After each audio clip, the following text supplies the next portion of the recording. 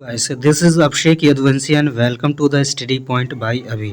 So guys, आज हम start करने वाले हैं फ्रैक्शंस। फ्रैक्शंस यानी कि भिन्न। भिन्न क्या होता है उसके बारे में आज हम डिस्कस करेंगे। ये बता देना चाहते हैं कि ये पार्ट फर्स्ट रहेगा फ्रैक्शंस का, तो इसके बारे में डिस्कस करेंगे। जैसा कि आप सभी को पता है कि फ्रैक्शंस क्या होता है, तो फ्रैक्शन पी अपॉन क्यू के फॉर्म में गिवन होता है। अगर जो कोई भी चीज़ पी अपॉन क्यू के रूप में है तो उसको हम फ्रैक्शंस कहेंगे, जिसमें कि का जो पोर्शन वो हमारा अंश कहलाता है और नीचे का हर। जैसे कि यहाँ पर हमने शो किए हैं हम कि जो ऊपर का पोर्शन इसे अंश यानी कि न्यूमरेटर कहते हैं, और वहीं पे अगर जो नीचे वाले पोर्शन को देखें इसको हर कहते हैं यानी कि डिनोमिनेटर। ठीक है, तो जो भिन्न होता है वो हमारा दो चीज़ों से बना होता है। एक तो अंश, जो ऊपर वाला पोर्शन होगा उसको हम अंश कहेंगे, और जो नीचे होगा उसको हम हर कहेंगे। यानी ये दोनों अगर जो इस तरह मिल जाए तो ये हमारा क्या कहलाएगा, भिन्न कहलाएगा। और भिन्न को ही फ्रैक्शन कहते हैं। क्या कहते हैं? फ्रैक्शन कहते हैं। ठीक है, तो ये चीज़ याद रखिएगा। तो इसमें कोई बड़ी बात है नहीं जो याद रखना, ये हमेशा याद रखिएगा कि ऊपर वाली चीज़ न्यूमरेटर और नीचे वाली जो है वो डिनोमिनेटर कहलाता है। ठीक है, चलिए उसके बाद से फ्रैक्शन होता क्या है। मान लीजिए कि अगर जो ये कोई एक सर्कल है, ठीक है, ठीक। अब अगर जो आपसे पूछा जाए कि ये इसको अगर जो हमने दो पार्ट कर दिए, तो बीच से इसके दो पार्ट कर दिए, यानी कि इस ये आधा हो गया और ये पार्ट आधा हो गया। इस पार्ट आधे का यानी कि हाफ पार्ट है, तो इसका मतलब ये हमारा 1/2 होगा, और ये भी हाफ है तो इसका मतलब ये भी हमारा 1/2 होगा। बात समझिएगा इसको।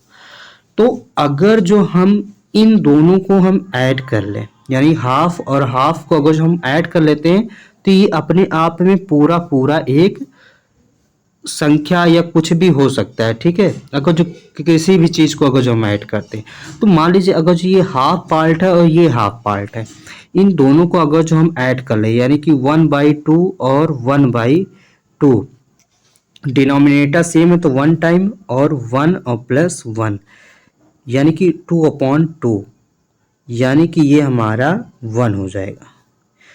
ठीक है, तो ये पूरा पूरा पोर्शन 1। अगर जो मान लीजिए यहाँ से एक हमने एक और पार्ट कर दिया ये, अब कोई पूछे कि बताइए ये कौन सा पार्ट होगा। चलिए इसके लिए हम आगे एक और स्लाइड ले लेते हैं। मान लीजिए कि अगर जो ये एक सर्कल है और इसको 4 बराबर भागों में बांट दिया गया, तो 4 बराबर भागों में बांटने का मतलब क्या हुआ कि ये कौन सा पार्ट होगा। ये सारे पार्ट इक्वल है, तो ये बताइए ये कौन सा पार्ट होगा। तो ये जो पार्ट होगा, पहले तो ये देख लीजिएगा कि इसमें कितने पार्ट हैं। कितने पार्ट हैं, तो इसमें टोटल जो है 4 इक्वल पार्ट है, तो उसको हम नीचे राइट कर देंगे। ठीक है, अब अगर जो केवल इसकी बात करें कि बेटा बताइए ये कौन सा पार्ट होगा, तो अगर जो इसकी बात करें तो ये तो 1/4 पार्ट होगा। यानी कि ये जो पूरा पूरा सर्कल है ये 1 2 3 4 यानी कि 4 टाइम 1/4 से मिल करके ही तो बना। भाई ये 1/4 है, ये भी 1/4 है, ये भी 1/4 है, ये भी 1/4 है, तभी तो पूरा बनेगा। तो ये पूरा जो है 1/4 1/4 और 1/4 से मिल करके बना हुआ है। अब इन सबको जब सॉल्व करेंगे तभी भी आंसर क्या आ जाएगा, 1 ही आएगा। ठीक है, देख लीजिए 4 4 4 4 है तो 4 हो जाएगा, और इस पर 4 टाइम 1 है तो 1 + 1 + 1 + 1 = 4/4 आएगा, तो यानी कि इसका भी 1 ही आएगा। ठीक, इतनी बात समझ में आई। अब अगर जो बात करें कि चलिए ठीक है ये इतनी बात तो समझ में आ गई, और आगे अगर जो हम चलते हैं फ्रैक्शंस के बारे में जानना चाहते हैं, तो चलिए आगे हम देखते हैं कि क्या है फ्रैक्शंस। जैसे कि यहाँ पे कुछ क्वेश्चन हम ले बैठे हैं, तो अब इसमें आपको ये बताना होगा कि बताइए ये कौन सा पार्ट जो है कलर्ड, पूरे का कौन कितना पार्ट कलर्ड है। ठीक है, जैसे कि यहाँ पर देखिए तो यहाँ पर टोटल कितने पार्ट हैं, तो 4 पार्ट है। 1 2 3 4 4 इक्वल पार्ट है। तो इसमें से बताना कि कौन सा कलर्ड वाला पार्ट है, कलर्ड पार्ट इसमें कितना है। तो देखिए पूरा 4 है तो नीचे 4 लिख दीजिए, और कलर्ड कितना है 2, दो। तो 2/4 का मतलब 1/2, यानी कि इस पूरे फिगर में जो है फिगर का आधा पार्ट कलर्ड है। अगर जो आप इस तरह समझ सकते हैं, इसको अगर जो उठा के यहाँ पे रख दे रहे हैं तो ये पूरा पूरा आधा पार्ट कलर्ड हो जाएगा, ठीक है। इसी प्रकार से अगर जो इसमें बात करें, इसमें कितने पार्ट कलर्ड किए गए हैं, तो इसमें 1 2 और 4 है, तो टोटल 4 है। और कितना पार्ट कलर किया गया है, तो केवल 1 पार्ट, ठीक है। इसी तरह इसमें 1 और 2 पार्ट कलर्ड है, तो पूरे 2 हो गया। कलर्ड कितने हैं, 1, तो इसका 1/2। इसी तरह इसमें देखिए कितने इक्वल पार्ट है, तो 1 2 3 4 5 6 7 8, तो इसमें टोटल 8 है। और कलर्ड कितने हैं, तो 1 2 3 और 4 4 4 का मतलब 4 1 जा 4 4 2 जा 8, यानी कि इसका भी पूरा पूरा हाफ पार्ट कलर्ड है। तो आई होप इतना आप लोगों को समझ में आ गया होगा, ठीक है। और अगर जो चलिए इसी में से एक क्वेश्चन और कर लेते हैं कि इसमें मान लीजिए कि अगर जो दिया गया है ये एक है, मान लीजिए एक ये क्या है, रेक्टेंगल है, ठीक। 1 2 ये हमारा रेक्टेंगल है, ठीक। अब इसमें से इसको जरा कलर कर लेते हैं। अगर जो ये चीज़ मान लीजिए कलर्ड है, ये कलर्ड है और ये कलर्ड है, ठीक। इसमें अगर जो पूछ ले कितने पार्ट कलर्ड है, तो कलर्ड पार्ट कितने, टोटल 1 2 3 4 5 6, तो टोटल हो गए 6, कलर्ड कितने 3, ठीक। तो इस टाइप से आप फ्रैक्शंस के बारे में थोड़ा अंदाज़ा लगा सकते हैं। और क्वेश्चन पूछता है कि चलिए बताइए 1/2 ग्रेटर है या 1/4 ग्रेटर है, ठीक है। बताइए कि क्वेश्चन में इन दोनों में कौन सा पार्ट ग्रेटर है। तो इसमें देखिएगा कि मैंने अभी एक सर्कल बनाया था, उसमें टोटल मैंने 4 पार्ट किए थे, ठीक। 4 पार्ट का मतलब मैंने उसमें अभी समझाया था कि 1/2 केवल एक पार्ट होता है और हाफ में के दोनों पार्ट आ जाते हैं। तो जाहिर सी बात हाफ वाला पार्ट बड़ा होगा किससे, 1/4 से, यानी ग्रेटर कौन सा होगा, 1/2, ठीक है। ये इतनी बात समझ में आई आप लोगों को। चलिए उसके बाद से नेक्स्ट देखते हैं। इसमें देखिए, इसमें भी जल्दी जल्दी देख लेते हैं, आई होप आपको समझ में आ गया होगा। तो इसमें देखिए टोटल 1 2 3 4 5 6, यानी 6 है। और कलर्ड पार्ट कितने हैं, तो 3 है, तो 3/6। इसमें देखिए 1 1 2 3 4 5 6 7 8 9 10 है, तो नीचे 10 आ जाएगा। ऊपर कितने कलर्ड है, 1 2 3 4, तो 4/10 इसका आंसर हो जाएगा। इसमें देखिए 1 2 3 4 5 6 7 8 9, तो इसमें 9 है, तो नीचे 9 हो जाएगा। और कलर्ड कितने, 1 2 3 4 5, 5/9 इसका आंसर हो जाएगा। इसमें देखिए 1 2 3 4 5 6 7 8 है, तो 8 है, नीचे आ जाएगा। और कलर्ड कितने हैं, 3, यानी कि फ्रैक्शन क्या हो जाएगा, 8/3 इसका ये।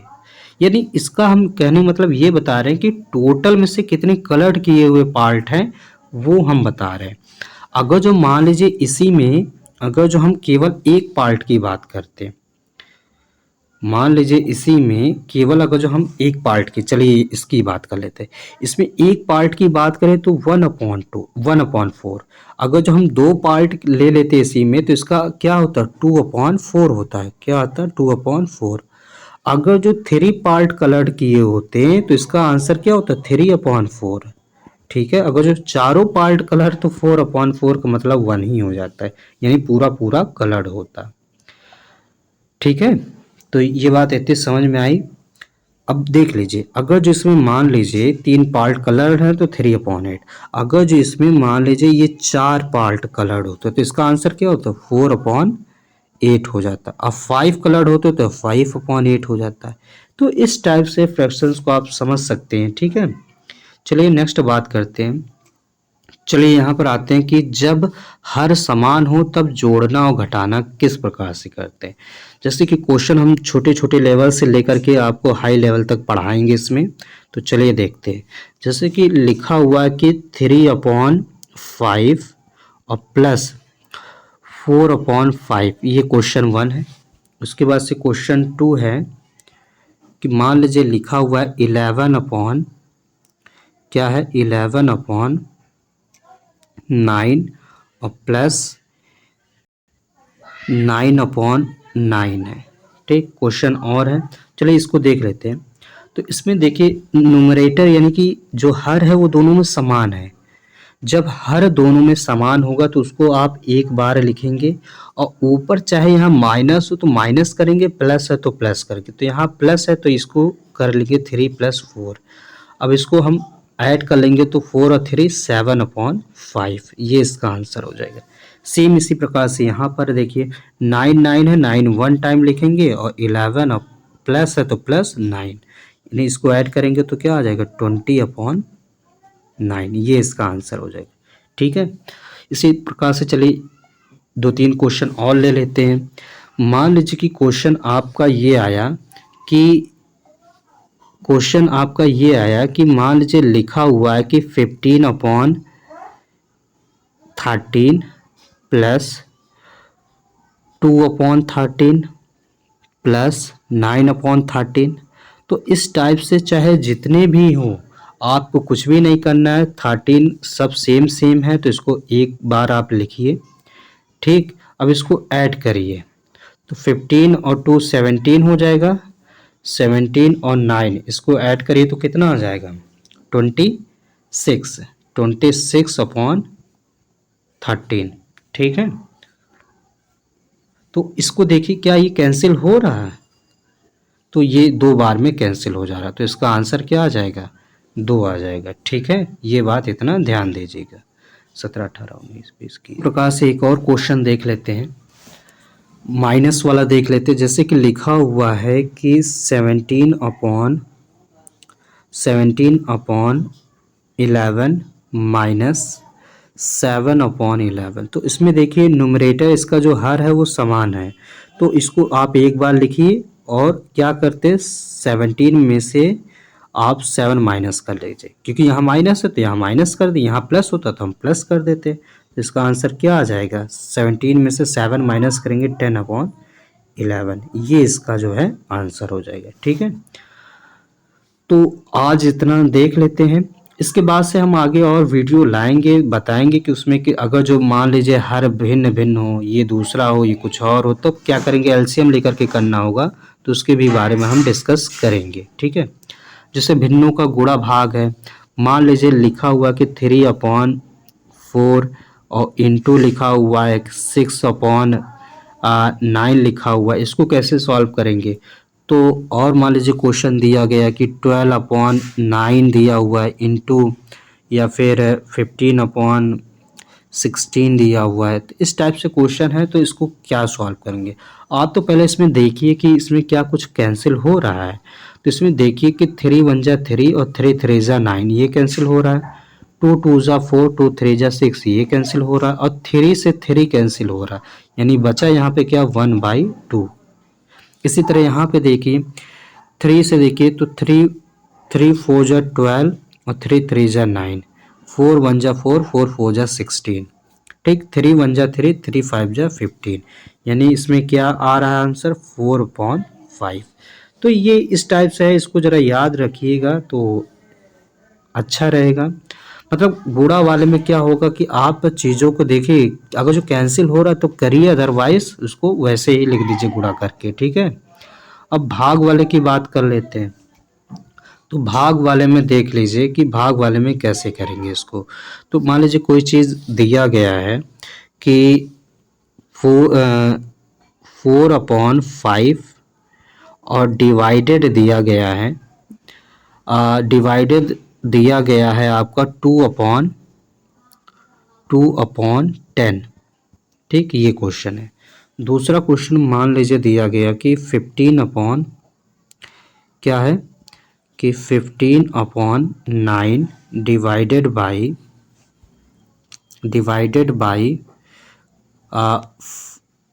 25/12। इस टाइप से अगर जो दिया है क्वेश्चन, देखिएगा इसको ज़रा थोड़ा। तो इसमें क्या करेंगे हम, इसमें जो है देखिए 4/5 को तो ऐसे के ऐसे ही लिख देंगे।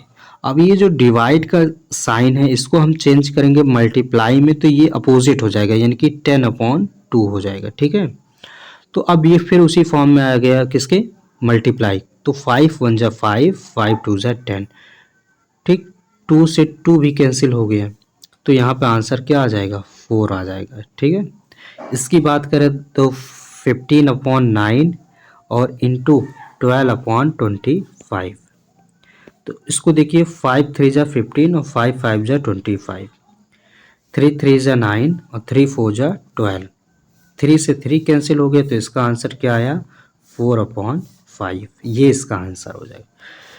ठीक है दोस्तों, इतनी बात आई होप समझ में आ गई होगी। चलिए उसके बाद से हम देखते हैं कि अब स्टार्ट करते हैं कि फ्रैक्शन। फ्रैक्शन यानी कि भिन्न, भिन्न के प्रकार कितने होते हैं। तो भिन्न के जो मेन टाइप्स होते हैं इसके, जो मुख्य रूप से इसके 3 प्रकार, कितने, 3 प्रकार। एक तो उचित भिन्न होगा, एक अनुचित भिन्न होता है और एक मिश्रित भिन्न होता है। तो उचित भिन्न में यानी कि प्रॉपर फ्रैक्शन, और अनुचित यानी इम्प्रॉपर, और मिक्स्ड यानी कि आपका क्या होगा, मिक्स्ड फ्रैक्शन यानी मिश्रित भिन्न। तो एक एक करके इसके बारे में चलिए हम समझते हैं कि उचित भिन्न आखिर में क्या होता है, आखिर में किसको हम कहेंगे कि ये उचित भिन्न है। तो याद रखिएगा, एक तो ऊपर वाला पोर्शन ये क्या होता है, आपका अंश होता है और नीचे हर होता है। ठीक है, तो जब भी आपका हर जो है वो बड़ा होगा, बड़ा का मतलब ग्रेटर होना चाहिए, क्या होना चाहिए, ग्रेटर, किससे, अंश से। अगर जो अंश से हर जो है वो बड़ा होगा, ये बात समझ लीजिए, ये छोटा और ये बड़ा, ठीक है, तो आप समझ लीजिएगा कि ये उचित भिन्न होगा। उचित भिन्न कहने का मतलब कि जब भी हर जो है अंश से बड़ा होगा वो हमारा उचित भिन्न कहलाएगा। एग्जाम्पल के तौर पे अगर जो हम बात कर लेते हैं कि क्या होता है उचित भिन्न, क्या होता है अनुचित भिन्न, तो एग्जाम्पल की अगर जो हम बात करें कि मान लीजिए अगर जो हम ले लेते हैं 7/9, तो इसमें देखिए कि 9 जो है ये हर है और 7 जो है अंश है, तो हर बड़ा है कि नहीं 7 से, तो बिल्कुल बड़ा है, तो इसको हम उचित भिन्न कहेंगे। मान लीजिए बात करते 25/27 की, तो ये भी क्या है, उचित भिन्न है। क्यों, क्योंकि हर बड़ा है अंश से। बात करें अगर जो 39/45 की, तो ये भी क्या है, उचित भिन्न है। क्यों, क्योंकि जो है हर बड़ा है अंश से।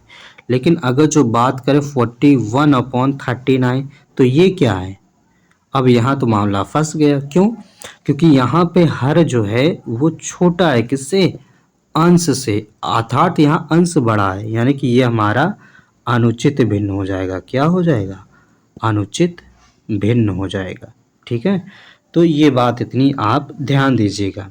तो जैसे यहाँ पे कह रहा था कि क्या है उचित भिन्न, तो हमेशा याद रखिएगा कि जो फ्रैक्शंस होता है हमारा, फ्रैक्शन जो है वो हमारा P/Q के फॉर्म में गिवन होता है, P/Q के फॉर्म में गिवन होता है। तो इसमें हमेशा आप याद रखिएगा कि जो Q है, क्या, जो Q है वो ऑलवेज ग्रेटर होना चाहिए P से, तब तो हमारा ये उचित फ्रैक्शन होगा। Q हमेशा ग्रेटर होगा P से, तो प्रॉपर फ्रैक्शन यानी कि उचित फ्रैक्शन कहलाएगा। मीन्स टू अगर जो एग्जांपल हम लिख देते हैं, तो कुछ बहुत एग्जांपल हम लिख दे रहे हैं, इससे याद रखिएगा। जैसे कि 13/17 उचित, फिर उसके बाद 15/21 ये भी उचित, उसके बाद से 92/97 ये भी उचित, और उसके बाद से 32/35 ये भी क्या होगा, उचित भिन्न होगा। तो आप इसका स्क्रीनशॉट लेकर के रख सकते हैं और ध्यान दीजिएगा कि Q ग्रेटर यानी कि हर ग्रेटर होना चाहिए। इसी तरह अगर जो बात करें अनुचित भिन्न की, तो अनुचित भिन्न में P/Q के फॉर्म में हो तो हमारा भिन्न कहलाएगा। लेकिन अगर यहाँ पे P जो है वो ग्रेटर होना चाहिए, किससे, Q से। ठीक है, इतनी बात समझ में आ गई। एग्जाम्पल के तौर पर अगर जो हम समझना चाहें तो लिख सकते हैं क्या, 21/19। अब देख रहे हैं एग्जाम्पल, देखिए ध्यान से, 25/13, 37/8, 32। इसमें देखिए सभी जितने भी में हैं यानी कि जो P वाला पोर्शन वो सारे क्या हैं, ग्रेटर हैं, तो ये हमारा अनुचित भिन्न हो जाएगा। उसके बाद से अब हम बात करेंगे मिश्रित भिन्न।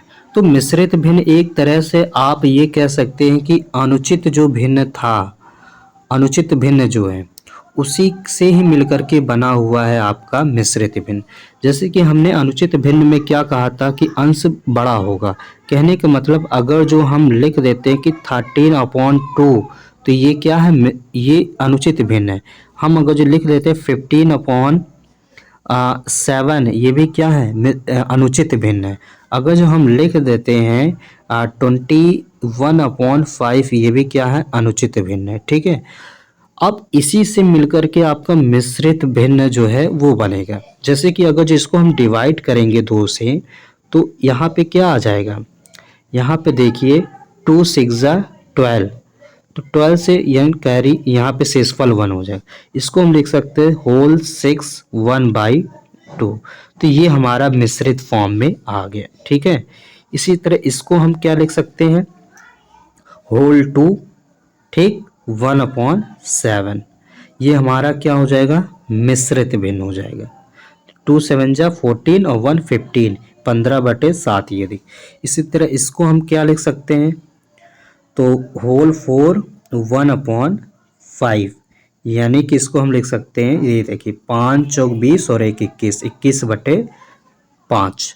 तो इस तरह से हम मिश्रित भिन्न को याद कर सकते हैं। चलिए उसके बाद से हम कुछ क्वेश्चन लिख लेते हैं और बताइएगा, ज़रा बहुत जल्दी से बताइएगा कि इसमें कौन सा मिश्रित भिन्न होगा, कौन सा उचित और कौन सा अनुचित।